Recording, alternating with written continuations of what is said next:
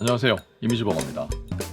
여러분 혹시 라이트룸이나 포토샵을 배우긴 했는데 이걸 내 사진에 제대로 적용하지 못해서 힘들어하는 분들 많으시죠? 우리가 유튜브에서 보면 원본 사진은 별거 아닌데 이게 라이트룸만 거치고 나면 시쳇말로 때깔이 달라지는 그런 영상들이 많잖아요.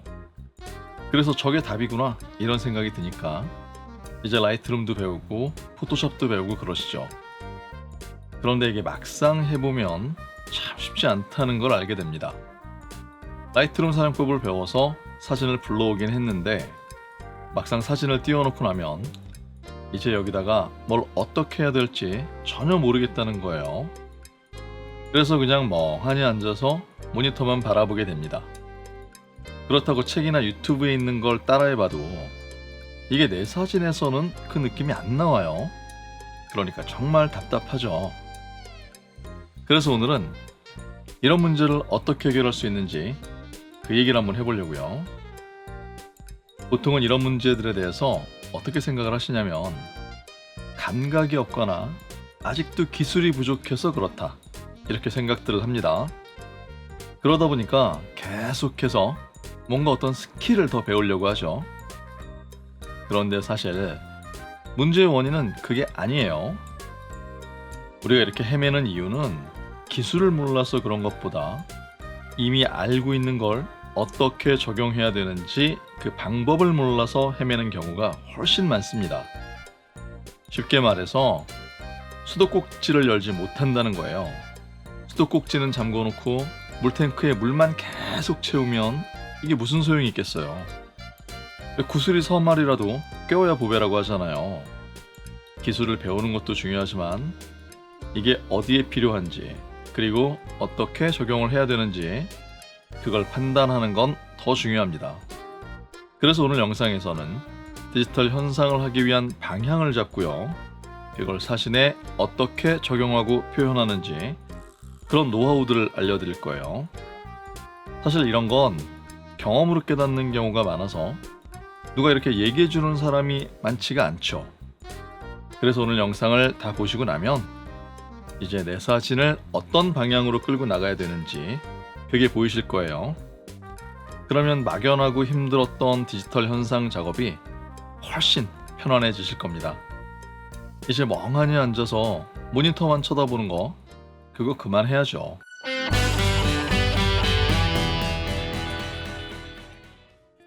우리가 디지털 현상 작업을 할 때 라이트룸 같은 프로그램의 사용법을 배웠는데도 실전에서는 아예 적용을 못하거나 적용을 하더라도 그 결과물이 마음에 안 드는 이유는 사진을 판단하는 기준이나 방향이 없기 때문이에요.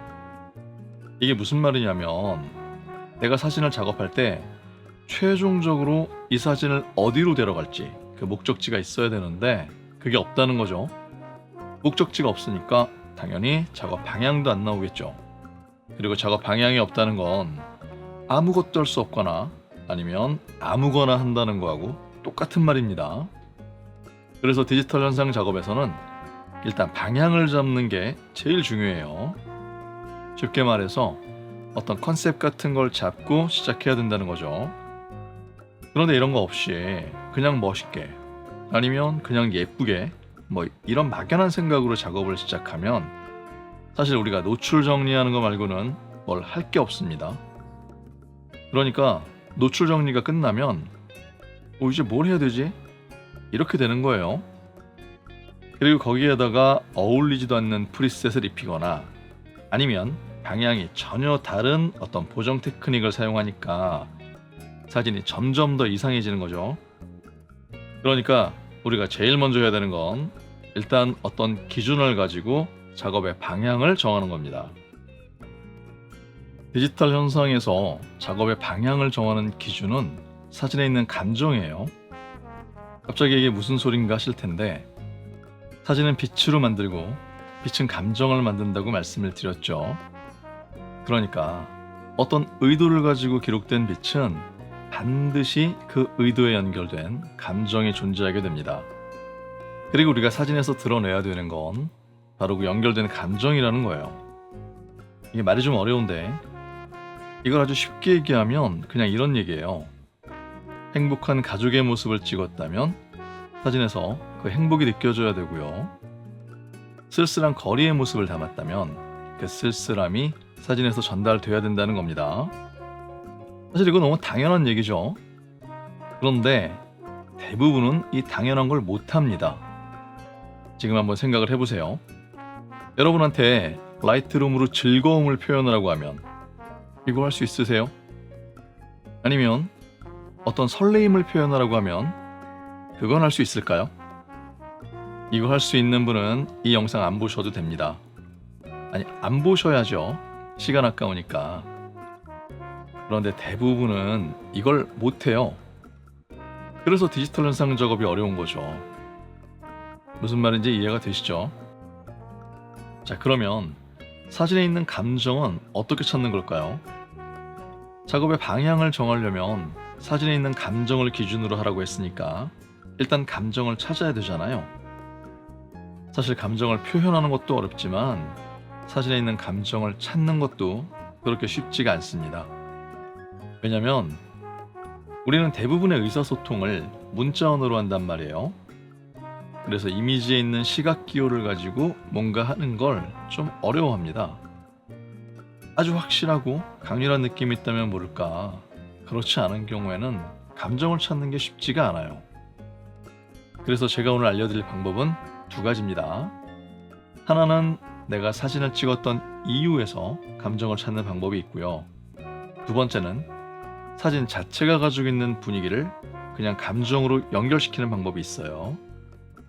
먼저 사진을 찍었던 이유에서 감정을 찾는 건 이런 겁니다. 우리가 어떤 장면을 사진으로 찍었어요. 그런데 이걸 아무 생각 없이 그냥 찍지는 않았겠죠. 거기에 뭐라도 찍을 만한 이유가 있었으니까 그걸 찍었을 거잖아요. 그렇죠? 그러니까 그 이유를 한번 생각해 보는 거예요. 왜 찍었지?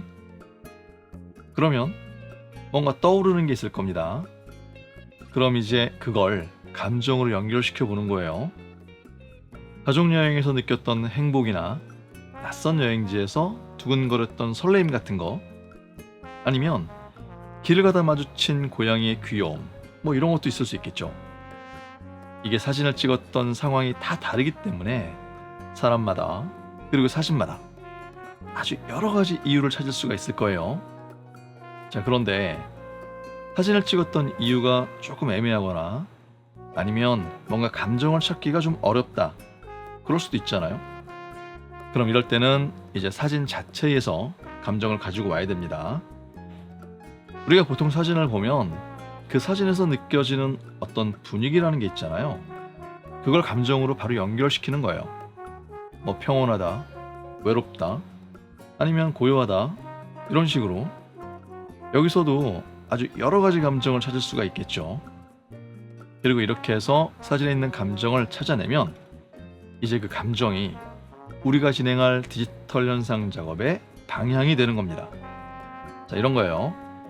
여행을 가서 바다를 찍었어요. 행복했어요. 그러면 행복한 바다가 이 사진에서 우리가 표현하고 보여줘야 되는 작업 방향이 되는 거고요. 만약 쓸쓸하고 우울했어요. 그러면 쓸쓸한 바다나 우울한 바다가 우리가 작업할 가이드가 되는 겁니다. 그런데 이걸 지금 이렇게 말로 들으면 이게 좀 쉬워 보이잖아요. 그런데 막상 해보면 처음엔 쉽지 않을 겁니다. 특히 감정이라고 생각했는데 이게 감정이 아니라 어떤 정서적 상태를 감정으로 착각하는 경우가 되게 많아요. 그리고 이거 구별하는 게 좀 쉽지 않습니다. 무슨 말이냐면 우리가 여행에 대한 느낌을 표현할 때 낯설다라는 말을 많이 하잖아요. 그런데 이 낯설다라는 느낌은 감정일까요? 조금 헷갈리시죠? 이건 감정이 아니에요. 이건 감정이라기보다 어떤 정서적인 상태에 가까운 말입니다. 우리가 찾아야 되는 건 이런 정서적인 상태가 유발한 그 속에 있는 감정이에요. 낯설어서 설레었다. 아니면 낯설어서 불안했다. 이렇게 설레임이나 불안함, 이런 게 감정입니다. 이거 갑자기 되게 당황스럽고 엄청 어렵게 느껴지시죠? 자, 그런데 여기에도 팁이 있어요. 그렇게 어렵지 않습니다.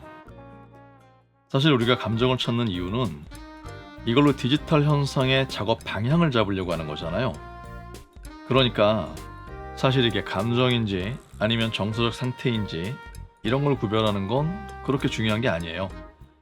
중요한 건 내가 감정이라고 생각해서 찾아온 어떤 느낌을 사진에서 구체적으로 표현할 수 있나?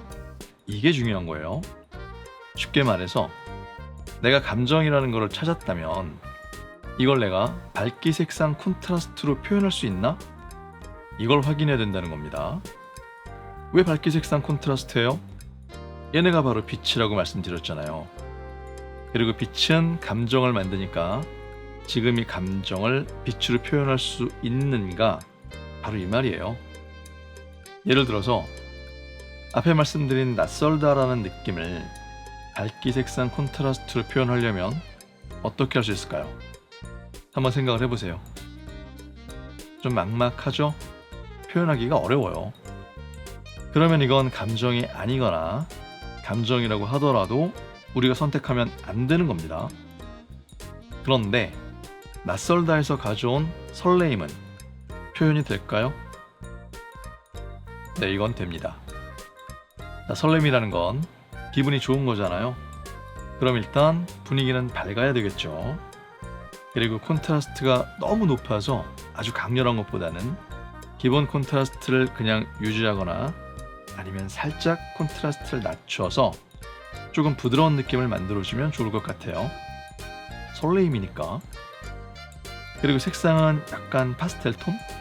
그런 분위기에 잘 맞을 것 같은데, 그렇더라도 채도가 낮으면 설레임에서 느껴지는 생동감이 떨어지니까 어느 정도는 채도가 높은 게 좋겠네요. 자, 어떠세요? 되죠? 자, 그런데 이걸 어떻게 하면 이렇게 표현할 수 있는지 그런 방법은 조금 이따가 알려드릴 겁니다. 지금 중요한 건 이런 식으로 표현이 가능한 감정을 찾아야 된다는 거예요. 무슨 말인지 이해가 되시죠? 그리고 감정을 찾을 때 너무 어렵고 복잡한 감정을 찾으시면 안 됩니다. 그냥 간단하고 쉬운 감정으로 연결을 하셔야 돼요. 간혹 보면 어떤 문학적인 표현을 좋아하시는 분들이 계시더라고요. 그렇게 하지 마세요. 그럼 쓸데없이 어려워집니다. 우리가 시를 쓰려고 감정을 찾는 게 아니잖아요. 그냥 가이드 만들려고 찾는 거예요. 아시겠죠? 자, 이제 사진에서 감정을 찾는 것까지는 했습니다. 그럼 이제 이걸 시각화해야 되는데, 사진은 빛으로 만들어지고 빛은 감정을 만들어내니까 결국 감정을 시각화한다는 건 빛이 그 감정을 드러내도록 표현하면 되는 거예요. 앞에서 설렘을 가지고 한번 보여드렸죠. 그러니까 내가 찾은 감정을 밝기, 색상, 콘트라스트로 정리하고 이걸 이제 라이트룸 같은 프로그램에서 거기에 맞게 구현하면 되는 겁니다. 이게 바로 감정을 시각화한다는 말이에요. 자, 그런데 밝기, 색상, 콘트라스트 중에서 밝기하고 콘트라스트는 감정을 표현하는데 뭐 그렇게 어려울 게 없어요. 그런데 색상은 다르죠. 이건 좀 어렵습니다. 즐거운 건 무슨 색이고 행복한 건 무슨 색이에요? 어렵잖아요. 이걸 어떻게 정하겠어요? 그죠? 그래서 초보 단계에서 감정을 시각화하기 위해서는 바로 지난번 영상에서 제가 가르쳐드렸던 경우의 수를 활용한 빛의 구성 방법, 이걸 사용하시는 게 제일 좋습니다. 시각화하는 작업 순서도 거기서 제가 알려드린 대로 그대로 하시는 게 가장 좋아요. 자, 그런데 지난번 영상을 안 보신 분들도 계실 테니까 어떻게 하는 건지 간단하게만 설명을 드려볼게요. 그리고 혹시 이해가 잘 안 되시거나 궁금하신 분들은 제가 고정 댓글에 링크를 남겨드릴 테니까 나중에라도 지난번 영상을 함께 보시는 걸 추천드립니다. 자, 그럼 한번 시작해보죠. 우선 밝기는 경우의 수를 밝고 어두운 거 이거 두 가지로만 나누고요. 콘트라스트는 강한 콘트라스트와 기본 콘트라스트, 그리고 약한 콘트라스트, 이렇게 세 가지로 나눕니다. 그리고 밝기와 콘트라스트를 따로 구별하지 마시고요. 얘네 둘을 세트로 묶어서 생각하시는 거예요. 그러면 밝기의 조건은 딱 2개뿐이고요. 콘트라스트는 3개잖아요. 그러니까 얘네 둘을 조합하면 6가지 경우의 수가 만들어지겠죠. 그럼 일단 이 6가지 경우의 수 중에서 내가 찾은 감정에 가장 잘 어울리는 조합을 결정합니다. 아까 앞에서 말씀드린 설레임은 밝음과 기본 콘트라스트 이 조합이었어요. 그리고 색은 경우의 수가 너무 많아서 웜톤과 쿨톤, 그리고 고채도와 저채도 이렇게 톤과 채도로만 나눕니다. 그럼 색상의 경우의 수는 4개가 나오죠. 그러니까 먼저 밝기와 콘트라스트가 만드는 경우의 수를 찾아서 사진의 무드를 정하고요. 그 다음에 색상이 만드는 4개의 경우의 수 중에서 하나를 선택하면 되는 겁니다. 설레임은 쿨톤보다는 웜톤이 어울릴 것 같죠? 그러니까 웜톤의 고채도 이 조합이 잘 맞을 것 같네요. 자, 그러면 이제 이 설레임이라는 감정을 시각화하기 위해서는 콘트라스트는 기본 콘트라스트를 쓰기로 했으니까 건드릴 거 없이 그냥 두고요. 나머지는 밝은 웜톤의 고채도 이런 가이드를 만들 수가 있겠죠. 그러니까 이제 라이트룸에서 이 가이드를 기준으로 그렇게 작업을 하면 되는 겁니다. 그리고 여러분들이 책이나 유튜브에서 보고 배운 여러 가지 기법들은 이 가이드가 완성된 다음에 여기에 맞춰서 사용하시는 거예요. 그리고 이런 보정 스킬들은 대부분 컬러 그레이딩을 포함해서 사진의 스타일을 완성하는 작업이기 때문에 우리가 세팅한 감정하고 그 방향이 맞아야 됩니다.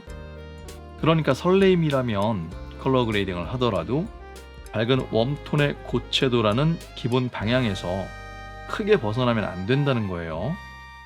이게 달라지면 사진이 엉뚱한 데로 가기 때문에 어색해지거나 뭔가 이상한 좀 생뚱맞은 느낌이 만들어질 수밖에 없어요.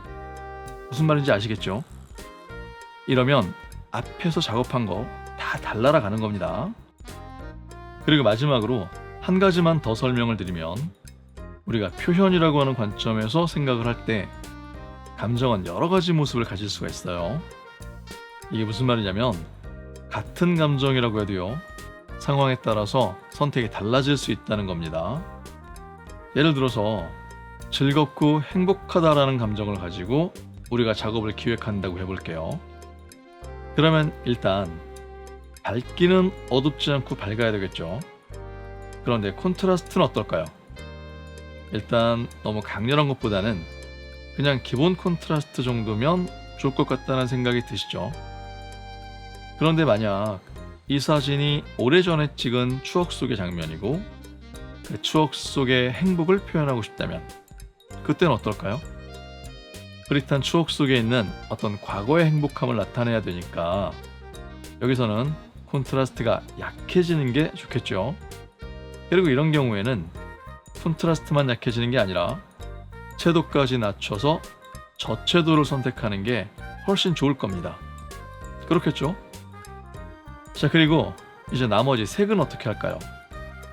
즐겁고 행복하다면 당연히 쿨톤보다는 웜톤이 어울릴 거라고 생각을 하시죠? 그런데 아주 해맑은 느낌의 행복이라든가 아니면 어떤 청량한 기분이 느껴지는 즐거움 뭐 이런 걸 표현한다면 그래도 웜톤일까요? 제 생각에는 이럴 때는 쿨톤이 더 어울릴 것 같아요. 그리고 또 하나, 자유나 해방감 같은 걸 통해서 얻어진 기쁨 아니면 어떤 행복함 이런 걸 표현할 때는 또 어떨까요? 이때도 웜톤보다는 쿨톤이 더 어울릴 것 같죠? 자, 그러니까 제가 무슨 말이 하고 싶은 거냐면 우리가 감정을 시각화할 때는 어떤 선입견을 가지면 안 된다는 말씀을 드리는 거예요. 그냥 딱 사진에서 찾은 그 감정을 기준으로 해서 그것만 가지고 내 느낌을 시각화하면 되는 겁니다. 무슨 말인지 아시겠죠? 자, 지금까지 디지털 현상을 제대로 하기 위해서는 뭘 어떻게 해야 되는지 그걸 설명을 드렸어요. 핵심은 아주 간단합니다. 제일 먼저 사진에 있는 감정을 찾아서 그걸 기준으로 방향을 정하는 거예요. 그리고 그런 다음에 이걸 빛으로 시각화하면 되는 겁니다. 그러면 표현이라는 걸 할 수 있게 돼요. 그리고 화려한 테크닉이나 프리셋 같은 걸 적용할 때도 이 기준에 맞춰서 사용을 하시면 원하는 느낌을 얻을 수 있는 거예요. 그런데 이게 안 되면 이제 헤매는 거죠. 방향을 못 잡고 우왕좌왕할 수밖에 없어요. 그러니까 무조건 방향을 잡는 게 1번입니다. 우리가 보통 뭔가를 할 때는 기획이라는 걸 먼저 하잖아요. 그런데 이상하게 사진에서는 그런 생각을 안 하시더라고요. 무조건 감정을 찾아서 그걸 기준으로 방향을 먼저 잡으셔야 됩니다. 아시겠죠? 자, 오늘은 여기까지 하겠습니다. 모쪼록 여러분들이 사진 생활을 하시는데 조금이라도 도움이 되셨길 바라고요. 늘 즐거운 마음으로 사진 생활 하시길 응원드리겠습니다.